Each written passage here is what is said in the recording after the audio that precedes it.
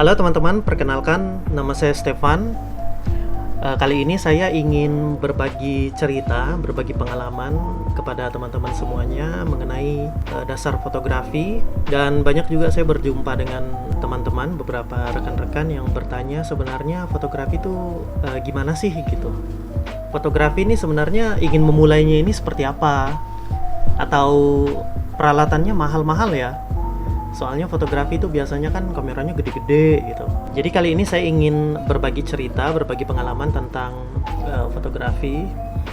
Sebelumnya yang perlu kita ketahui itu tentang fotografi kan, kalau bahasa seninya itu melukis dengan media yang berbeda, melukis dengan menggunakan media cahaya yang direkam kemudian disimpan, itu fotografi. Tapi secara teknis, secara dasar, sebenarnya fotografi itu adalah sebuah metode untuk menghasilkan gambar dari suatu objek dengan menggunakan pantulan cahaya terhadap objek tersebut lalu disimpan.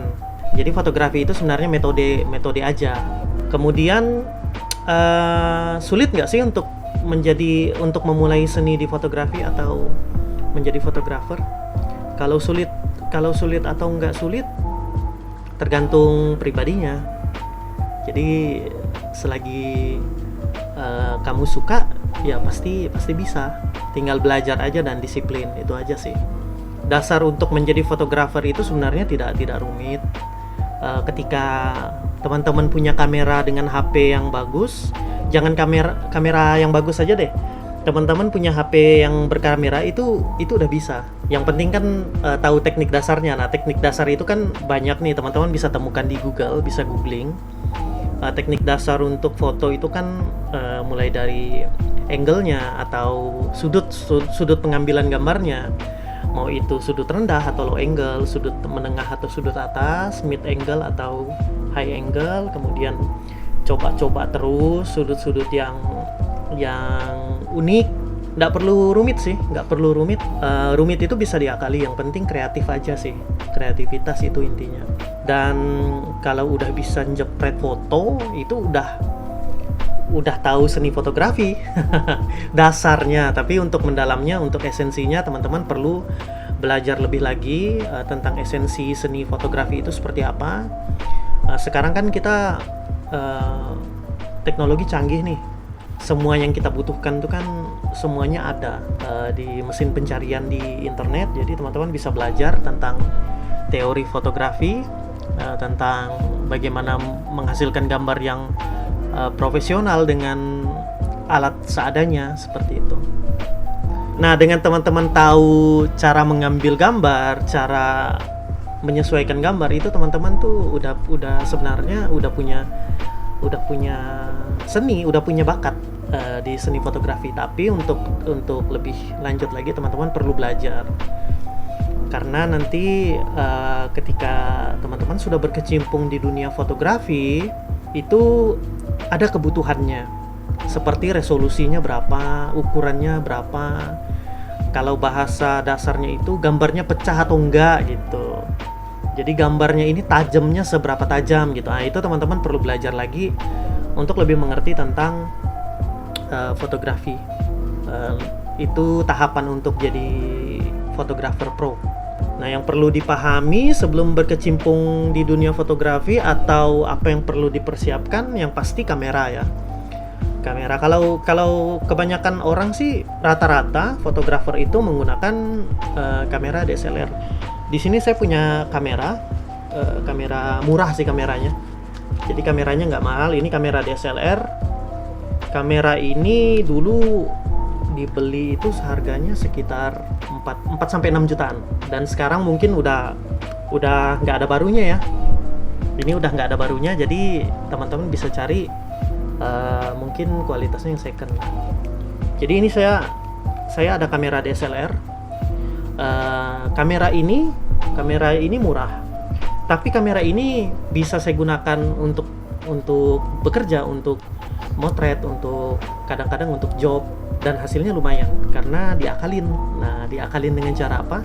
Dengan cara lensanya diganti. Kalau lensa standar itu kan DSLR biasanya lensa kit tuh. Nah, kalau yang kali ini yang saya gunakan itu lensa fix. Jadi untuk penangkapannya, untuk warnanya, untuk pencahayaannya itu lebih bagus, lebih baik. Itu menggunakan lensa fix. Nah, dia lebih jernih juga dan jangkauannya memang ada kelemahan, ada kelebihannya. Kalau kelemahannya itu tidak bisa di zoom. Jadi dia hanya ada autofocus saja untuk lensa fix. Jadi sebenarnya dengan kamera murah teman-teman tuh bisa ngakalin dengan cara pertama memperhatikan pencahayaan ketika mengambil gambar. Kemudian sudut tadi, angle. Lalu kemudian teman-teman harus sadar alat yang digunakan ini, media yang digunakan untuk mengambil gambar itu, untuk mengambil foto, kemampuannya seberapa gitu. Apakah rendah atau kualitasnya bagus? Apakah resolusinya itu berapa megapiksel gitu, 18 megapiksel atau 24 megapiksel atau mungkin lebih. Nah, itu kan perlakuannya khusus. Jadi teman-teman perlu menyadari kemampuan kameranya itu seberapa itu. Kemudian masuk ke proses berikutnya, yaitu editing. Nah, editing sebenarnya akhir sih. Editing itu sudah mulai menghilangkan esensi asli dari gambarnya karena kan sudah diedit. Nah, kalau perlu lagi teman-teman mengakali dengan trik. Nah, dengan trik-trik yang sederhana tapi penting. Contohnya, saya menggunakan kamera ini kalau bahasa fotografinya itu kamera 4 digit. 4 digit itu 3 digit. Sorry. Nah, yang saya gunakan ini 3 digit. Nah, sebenarnya ini tergolong kamera pemula yang hasilnya ya begitu, kurang bagus tapi belum bisa pro.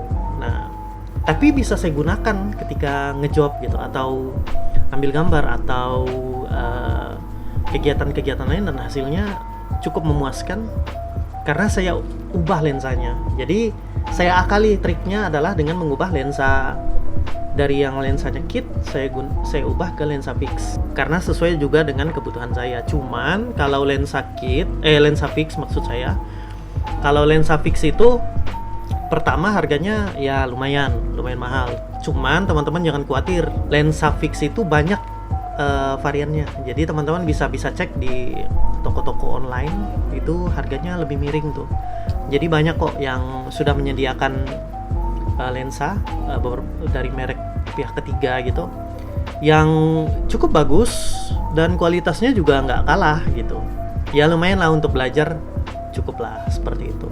Hal-hal yang perlu teman-teman ketahui sebenarnya itu aja sih. Yang penting ketika teman-teman kalian udah punya kamera maksud saya HP dengan kamera, itu udah bisa sebenarnya. Dan tidak jarang juga kan beberapa kontes foto itu sekarang menggunakan smartphone. Dan smartphone pun sekarang selain harganya memang mahal, smartphone-nya juga ya mahal karena sudah menggunakan resolusi kamera yang bagus. Sebenarnya itu bisa digunakan sebenarnya. Tapi jika teman-teman ingin pro, ingin ke level yang lebih tinggi lagi, teman-teman perlu untuk belajar tentang teori dasarnya, kemudian teknik menggunakan kamera, kemudian teknik pencahayaan, kemudian masuk ke proses editing seperti itu.